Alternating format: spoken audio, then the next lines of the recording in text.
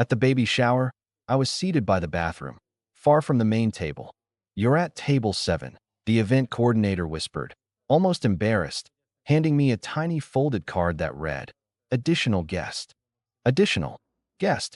I blinked, looked around the crowded room. Streamers and pastel balloons hung from the ceiling, glittery banners spelling out, "Welcome baby," across every wall. There were 8 tables, 7 clustered in a semicircle around the lavish cake table and the throne-like mother-to-be's chair, and one, shoved into the corner, near the kitchen hallway and right outside the restroom. That one was mine. I walked toward it, heels clicking softly against the floor, and sat down on the creaky metal chair draped in a too small satin cover. From here, I could smell bleach and air freshener. Every few minutes, the bathroom door swung open behind me, gusts of cheap floral spray hitting me in the face. I clenched my jaw and glanced toward the main table, where the immediate family was already seated. There was Mom and Dad, Aunt Teresa, my cousin Lila, and in the chair that, according to the place cards I helped design, was supposed to be mine, sat Daniel, my sister's brand new husband of 6 months. I stared, confused for a moment, then caught my mom's eye. She smiled, lifted her plastic flute of mimosa, and mouthed, "He's part of the family now." I didn't reply. I just looked back down at the chair tag in my hand. Additional guest. I'd spent 3 days baking cookies for the favor bags, helped design the invites, organized the cake order. And I'd brought a gift, a discreet box now tucked beneath the cake table, with a check for $6,000 inside. I told myself it was a loving gesture, a way to support my sister's growing family. But now, something inside me snapped. I stood up, slowly, smoothed my dress, and walked toward the cake table. Nobody looked up. Nobody noticed. I slid the box further underneath, where it couldn't be seen, and walked to the exit. As I pushed open the door, the baby shower music faded behind me. 1 hour later, I got the voicemail. It was my sister. "Hey, where is your gift? Everyone's asking. You didn't even say goodbye." Kind of rude, honestly. I replied without emotion. Just one text. Already taken care of. By 6:43 p.m., my father had called me 11 times. "You've always been extra, you know. Overly sensitive," my mom once told me. "It's just a seat. Why are you making it about you?" That was 2 years ago, when I first started realizing my place in this family was never really a place. I was the one who always showed up, always contributed, always offered to help. But somehow, I was never in. Just around. It started small. Back when we were kids, Claire, my younger sister by 4 years, was always the golden one. She got her first car from Dad at 16. I took the bus until I was 23. When I asked why, Mom simply said, "You're responsible." "She's not. She needs more support." That line followed me into adulthood. When Claire dropped out of college for the second time, I helped her apply for massage therapy school, paid the application fee, helped write her essay. She dropped out of that, too. When her first marriage ended, after her ex drained her credit and moved out with her best friend, I was the one who picked her up at 2 a.m. with her suitcase and tears. She stayed with me for 4 months rent-free. Never once said thank you. Still, I helped. The pregnancy came fast. Claire and Daniel had been together maybe 6 months. The wedding was a blur, small courthouse event with a family dinner after. I paid for that dinner. No one asked me to, but Claire called me a saint for offering. That was one of the only times she actually complimented me in public. I remember thinking maybe things were changing. They weren't. Planning the baby shower was supposed to be our thing. She called me every other day in the months leading up, asking for help with the registry, decorations, the theme. Boho Safari, in case you're wondering. Earth tones and fake greenery everywhere. I offered to host it at my house. Mom vetoed that immediately. "We already booked the venue," she said, even though I knew Claire hadn't. Still, I showed up to planning meetings, gave input, designed the invitations myself. I offered to split the cost of catering with Mom and Dad, and when they hesitated, I just paid the deposit myself. No drama. I didn't expect thanks. But I didn't expect to be seated by the bathroom, either. That detail haunted me more than it should have. I kept going over the seating chart in my head. There had been a list. Claire and I had gone over it together. I was supposed to sit at table 1. Mom, Dad, Aunt Teresa, Claire's best friend Sam, and me. Daniel didn't even like big social events. He said so at dinner the week before. And yet there he was, taking my place. sitting beside my mother like he'd always been part of our lineage. Laughing, raising a glass during the toasts, his hand on Claire's belly like a proud father in a Hallmark ad. I'd never seen my mom look at me the way she looked at him that day. That smile, proud, affectionate, soft. I don't think she smiled at me like that since I graduated college. Even then, she didn't come. She was sick that day. Dad stayed home with her. Claire showed up late, stayed for 20 minutes, and left before I gave my speech. Said the auditorium lighting gave her migraines. I remember watching her walk out in those heels I helped her buy, thinking, why do I keep doing this? And yet, I kept doing it. Until the baby shower. That day, I felt something break. Not loudly, quietly, like the sound of a thread snapping under pressure. And the gift? The one everyone kept calling about? It wasn't just some rattle and blanket. It was a check. $6,000. Meant to cover the first 6 months of expenses. Diapers, wipes, formula, clothes, whatever the baby needed. Claire hadn't asked for it.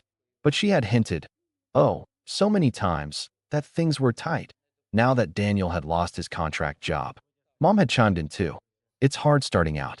If only Claire had some cushion to help with the baby. So I cashed out a short-term CD I'd been saving. My vacation fund. The one I was going to use for a trip to Italy next year. Just for once, I told myself I wanted to do something for me. Instead, I did what I always do. I put them first. And they put me by the bathroom. After I walked out, I turned off my phone. I didn't want to see the notifications. But part of me also knew they'd come. The guilt would be swift, aggressive, loud. It started with a voicemail. Claire, where is your gift? Everyone's asking. You didn't even say goodbye. Kind of rude, honestly. Then Mom. Mom, I don't know what you're trying to prove, but this little stunt? It's not cute. Your sister is crying. Then, one after the other. 6 missed calls from Dad. 3 from Daniel. A text from Aunt Teresa. Honey, maybe you can explain what's going on? I didn't respond to any of them. Except one. To Claire, I simply wrote, already taken care of. That was all. Then at 6:43 p.m., the phone rang again. Dad. 11 times. He didn't leave a message until the 12th. Call me. Now. But I didn't.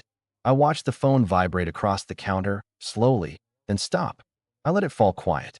And I stood in my kitchen, still wearing my dress, staring at the empty gift table I'd envisioned for months, and thought, maybe this time, I'm done. The next day, I didn't leave the house. I didn't check my voicemail either. But I knew they hadn't stopped. Every time I passed by my phone on the counter, it lit up with another call or message. I turned it face down. It wasn't until Monday afternoon that I finally got a knock on my apartment door. Not a text, not a call, a knock. And I knew. I just knew it was Mom. When I opened the door, there she was, standing like she owned the place. Hair done, makeup perfect, a tight smile on her face that didn't reach her eyes. She didn't wait to be invited in. I've been calling, she said, walking past me into the living room like it was still 2008 and I was a teenager she could ground. I know, I said quietly, closing the door behind her. She turned on her heel, hands on her hips. What exactly was that little performance at the shower? Do you have any idea how embarrassing that was for Claire? For all of us. I said nothing. She cried for hours. Mom continued. Your father was furious. Daniel was completely blindsided. And frankly, so was I. I finally looked up. Blindsided? You seated me by the bathroom, Mom. She blinked, like she didn't understand the word. It was the only seat left. No, it wasn't, I said, crossing my arms. You put Daniel in my chair. The one I picked when we made the chart. The one labeled immediate family. He is immediate family now, she snapped. He's her husband. That's how these things work. Why are you so dramatic about a chair? I laughed, not loudly, just bitterly. It's not about the chair.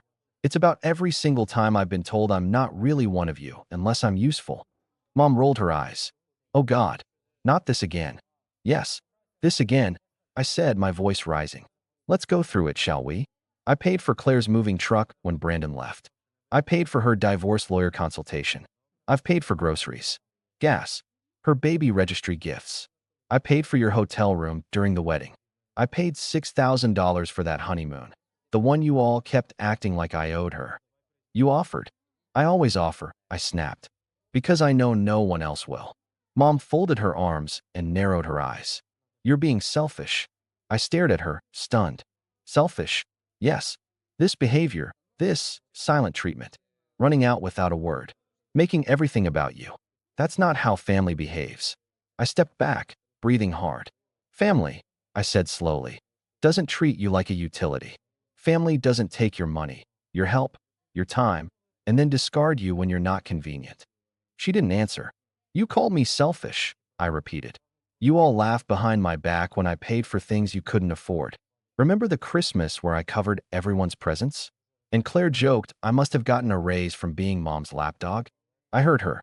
You didn't even correct her. Mom's face paled slightly, but her tone hardened. We didn't ask you to do all that. No, you expected me to. Big difference. There was silence. Then she said the line that finally broke something in me. You should have been grateful to be invited at all. Claire didn't even want to include you at first. I stared at her. I had no words. No breath. Just silence. Then, slowly, I nodded. Got it.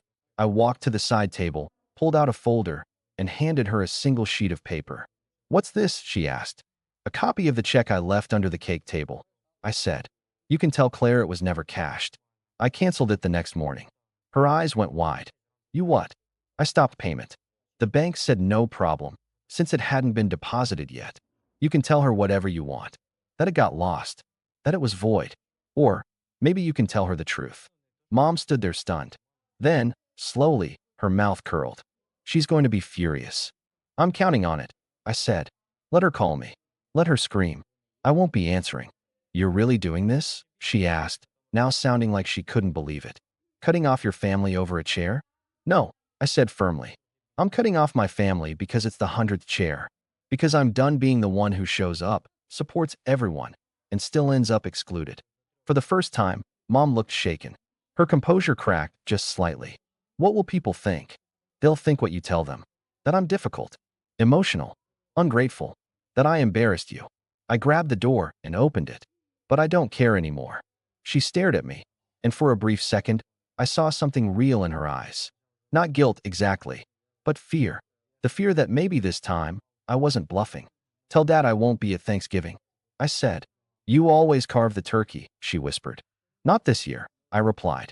She stepped past me and paused in the hallway. Claire's going to call. She won't let this go. I know, I said, and I won't answer.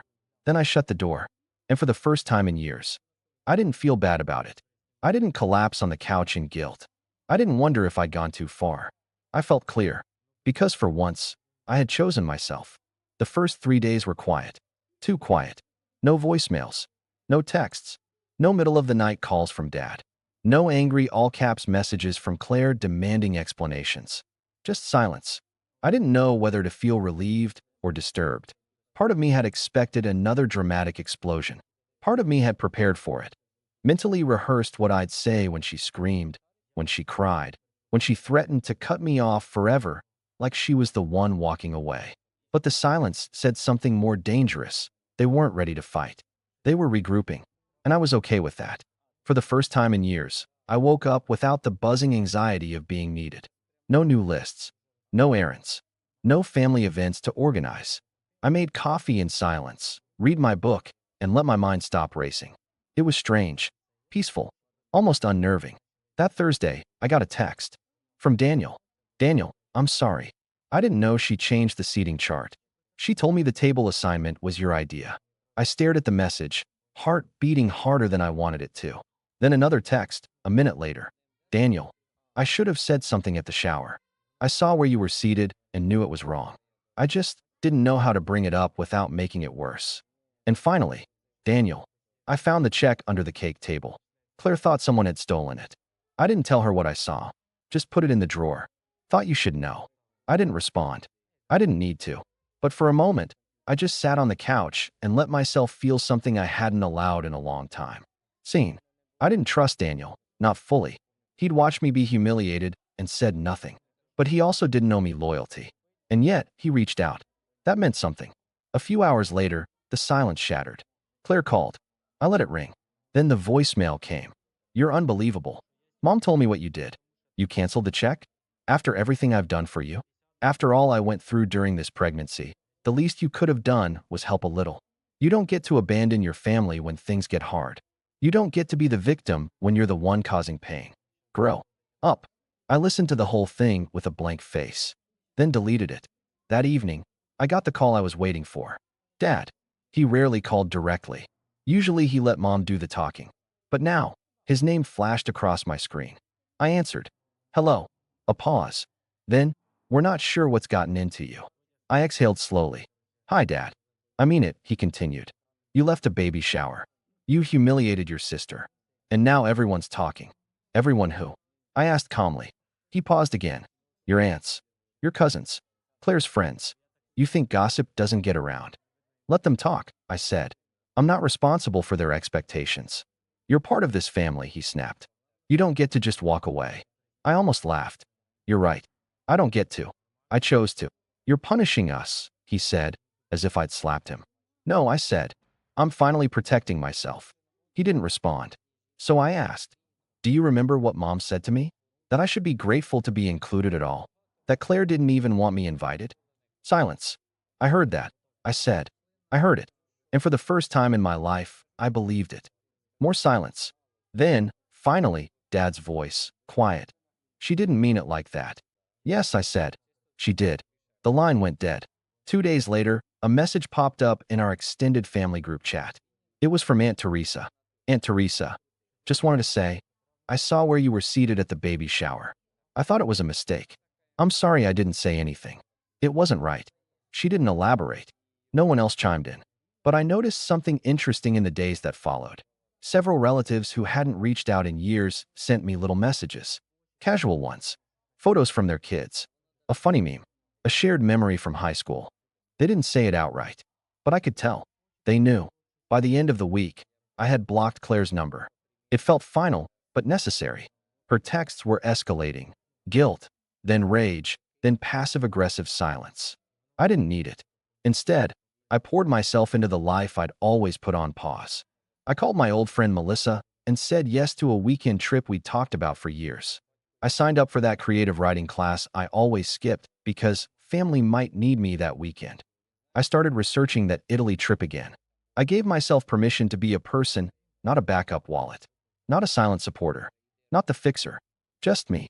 Then, on a quiet Tuesday morning, I got one last message. This time, from Daniel. Daniel. She found the canceled check. She went ballistic. Accused me of siding with you. I told her I didn't care, that what she did was cruel. I think we're separating. I just wanted to say, thank you. For the honeymoon. And for opening my eyes. I put the phone down and stared out the window for a long while. I didn't feel triumphant. I didn't feel spiteful. I just felt right. For the first time in years, the weight was gone. No invisible leash pulling me back. No buzzing anxiety waiting for the next favor. Just silence. But this time, it was peace. It's been 3 months. 3 long, quiet, restorative months. The kind where the silence doesn't suffocate, it heals. I've learned a lot in that time. About myself. About what I thought was family. And about what love looks like when it's real, not conditional. For the first few weeks, I kept waiting for guilt to come knocking. It didn't. No shame. No sleepless nights wondering if I was being too harsh. No urge to fix things. Just relief. I didn't realize how much of my life had been dictated by guilt. How many of my decisions were rooted in fear of being excluded, rejected, seen as the problem child. But once you stop trying to earn love that was never offered freely, you start to feel something else. Peace. These days, my phone is quieter. My calendar isn't filled with family obligations. I see the people who make space for me, not just when they need something, but because they genuinely enjoy my presence. Friends, colleagues, a cousin I reconnected with over coffee last week. People who ask how I am and actually wait for the answer. I'm not angry anymore. Not even at Claire. I'm just done. And that's not bitterness. That's clarity. Claire still hasn't apologized. I didn't expect her to. Maybe she never will. That's her journey. Mom hasn't called again since that day in my apartment. Dad sent me a card last week and signed just a Hallmark template about family always finding its way back. I didn't respond. Not because I'm punishing them, but because the version of me they knew, the version they depended on, doesn't exist anymore. The quiet giver. The helpful one. The seat filler. That version of me finally stood up and walked away. Sometimes I think back to the baby shower. To that folding chair near the bathroom. To the way my name looked on that little card, additional guest. And you know what? It was accurate. I was additional, tolerated, not included, just expected to show up, smile, and fund the show. They never saw me as essential. But I do now. I'm no one's backup. I'm no one's silent sponsor. I am not a guest in my own story. I don't regret leaving that gift under the cake table. I don't regret canceling the check. I don't regret the 11 missed calls. Because walking out of that room was the moment I walked into myself.